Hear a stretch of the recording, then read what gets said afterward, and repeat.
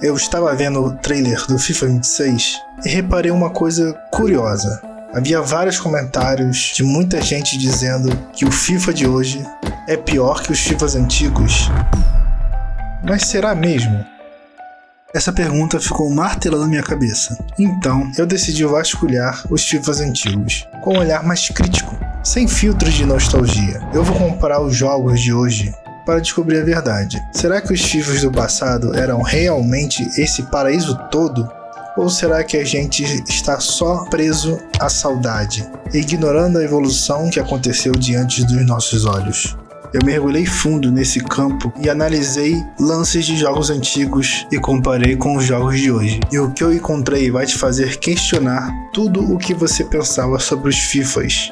E nos próximos minutos vou te mostrar com provas que os FIFAs de hoje não são apenas uma evolução, eles são uma revolução. E irei desmistificar a nostalgia dos títulos antigos e te fazer entender por que os FIFAs de hoje são de fato uma experiência superior e muito mais imersivo que os antigos FIFAs.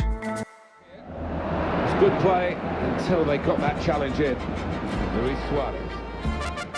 FIFA 12, FIFA 14, FIFA 17 e por aí vai. Essas lembranças, essa paixão pelos FIFAs antigos pode estar te cegando. E a verdade, a dura verdade, é que os FIFAs sempre foram bugados e desequilibrados. Mas a maioria das pessoas culpam o FIFA de hoje por ser ruim, ou por causa da EA focar só no Ultimate Team, ou por ser um cassino. Mas a real é que o problema não está no jogo, está na nossa memória seletiva, na nossa nostalgia que bloqueia a realidade. Antigamente, o jogo mal tinha licenças. Tinha as principais ligas sim, e alguns times da segunda divisão, mas estádios, placas de publicidade, sons de gols, nada, não tinha absolutamente quase nada. Era tudo genérico. Você jogava uma final de Champions League e parecia um amistoso qualquer. A imersão era quase zero. Pede passagem e a gente vai acompanhar de perto, é dia de Champions Cup. Correu demais na rodada passada e foi buscar um belo empate fora de casa, enfrentando a Real Sociedade.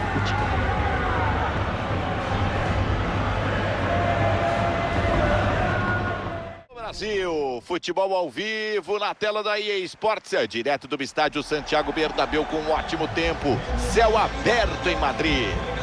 Eu, Gustavo Villani e o Caio Ribeiro vamos analisar todos os lances do jogo. Miolo da defesa.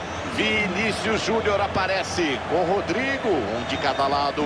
E ainda tem Mbappé comandando o ataque.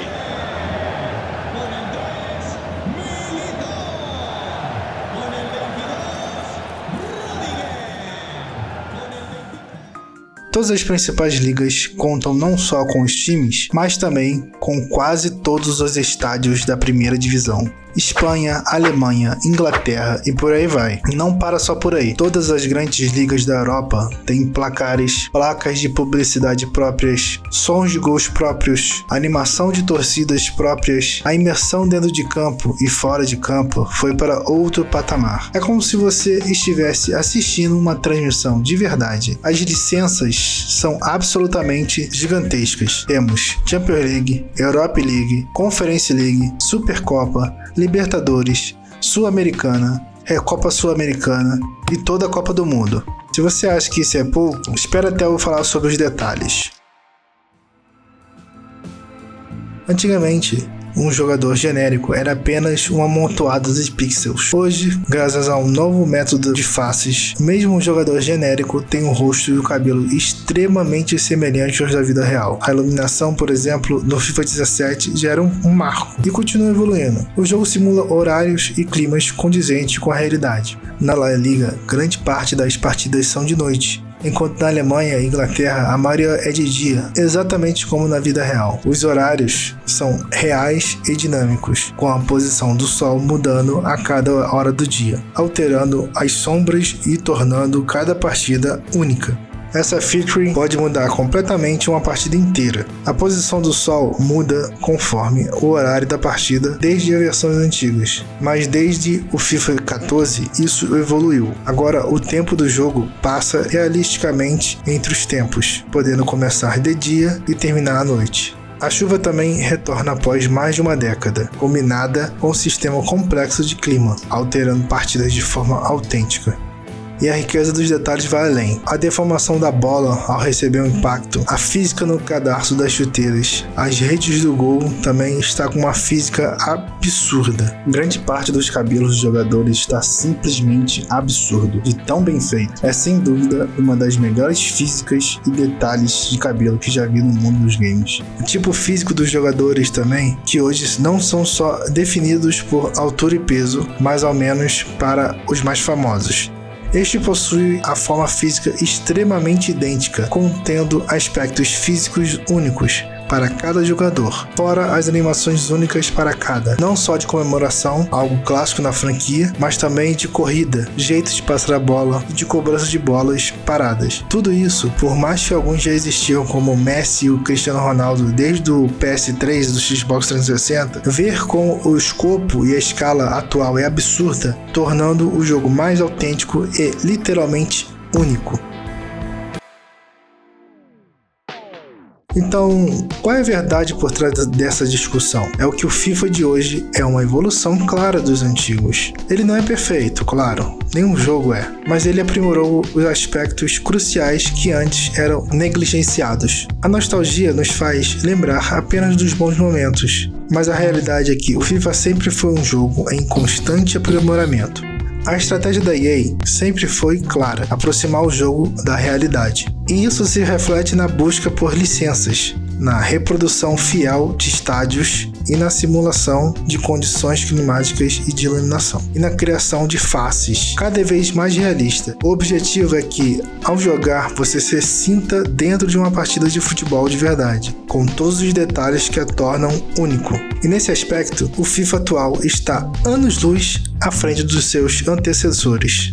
As táticas de desenvolvimento do FIFA se concentram em refinar a jogabilidade e os gráficos a cada nova versão. Sim, bugs ainda existem, mas a complexidade do jogo aumentou exponencialmente. A física da bola, a inteligência artificial dos jogadores, os movimentos, tudo é constantemente aprimorado para oferecer uma experiência mais autêntica. E a iluminação, que já era um ponto forte no FIFA 17, continua sendo um diferencial, tornando cada partida visualmente deslumbrante. A mentalidade que precisamos ter como jogador é a de reconhecer a evolução. É fácil se apegar ao passado, mas é preciso ter a mente aberta para as inovações. O FIFA de hoje não é o FIFA de 2018, e nem deveria ser. Ele é um jogo que se adapta, que busca novas formas de imersão e realismo. E se você se permitir enxergar além da nostalgia, vai perceber que a evolução é inegável.